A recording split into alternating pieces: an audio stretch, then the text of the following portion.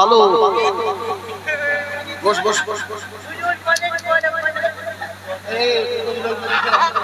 থাক থাক থাক থাক থাক, না ডিস্টার্ব করতে দেবে না না ডিস্টার্ব করবে না। জহুরি জোহর চেনে, সরে চেনে কচু, হাড়ি পাড়া তাড়ি চেনে স্বপ্নারি, পাগলে পাগলকে চিনে নিয়েছে। ওই জন্য তো বলছে ও একটু গন্ডগোল, একটু গন্ডগোল, তাই তো? তো ভাই তো বলছো, তোর কি হয়েছে? হ্যাঁ ঠিক আছে। ও বলে বাড়ি পাঠিয়ে দাও, বাড়ি পাঠিয়ে দাও। কে ভালো, তুমি না ও ভালো?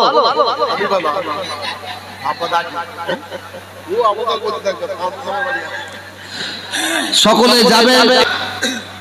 এই যে মেলাকে সরিয়ে দিয়ে আজকে এই জালসা করেছেন, খালেক ভাইরা সব বসে আছেন। এই মেলাকে সরিয়ে দিবার মেন যিনি উদ্যোক্তা, তার নামটা আপনাদের কারো জানা আছে? জানা আছে আপনাদের? হাঁ কি না বলবেন তো? তার নাম হচ্ছে তোহা সিদ্দিকী। খালেক ভাই ভুল বলছি না ঠিক বলছে? খালেক ভাই ঠিক বলছে। এই মেলাকে সরিয়ে দিয়া, এই মেলাকে বন্ধ করে দেওয়ার জন্য মেন যে উদ্যোক্তা নিয়েছে তার নাম হচ্ছে, জোরে বলুন, তোহা সিদ্দিকী। আমি খালেক ভাইদের বলেছি না বলেছি, তোমাদের পায়ে ধরে বলছে এটা বন্ধ করো, বলিনি? হ্যাঁ বলো তো, এটা বন্ধ করো। তা হুগলি এবং মেদিনীপুর, আমার কথা রেকর্ডিং হচ্ছে, তারা নিশ্চয়ই শুনবেন। হুগলি এবং মেদিনীপুরের একটা বর্ডার আছে, ওখানে একটা জায়গা আছে, জায়গাটার নাম হচ্ছে বাগচা। সবখানেক বাড়ি সেখানে আছে। ওখানে মসজিদের অভাব, নামাজের অভাব। ওই জায়গায় খুব নামাজির অভাব। দলবদ্ধ ভাবে আমাকে এসে বললেন, হুজুর আমরা এখানে মসজিদ করতে চাই, একটু সাহায্য করুন। আমি কয়েক লক্ষ টাকা সাহায্য করলাম। মসজিদ সুন্দরভাবে হয়ে যাওয়ার পরে বললো, হুজুর আপনি একবার আসুন। আমি গেলাম, সুন্দর মাশাআল্লাহ মসজিদ করেছে।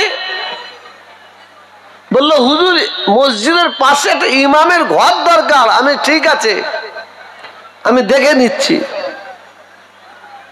আমি গিয়েছিলাম 2 ঘন্টা 2.5 ঘন্টার জন্য, বেলা 2টোর মধ্যে আমি বেরিয়ে চলে আসবো। আমার চোখে পড়ে গেল কি জানেন, প্রত্যেকের বাড়ি, অধিকাংশ মানুষের বাড়ির সম্মুখে ছোট্ট ছোট্ট একটা বেদি করা আছে, যেমন হিন্দুরা বেদি করে ঠিক ওইরকম বেদি করা আছে। তা আমি জিজ্ঞাসা করলাম এগুলো কি? বলছে নজরগা, পীরের স্থান। আমি আবার কি নজরগা পীরের স্থান হলো? আমি এখানে কি করা হয়? বলে আমরা যখন বাড়ি থেকে বাইরে বেরিয়ে একটু সালাম করে নি, আমাদের মেয়েদের বিবাহ হয় তখন এখানে সালাম করে সেজদা দিয়ে সবাই বিবাহ করতে যায়। ছেলে মেয়েরা,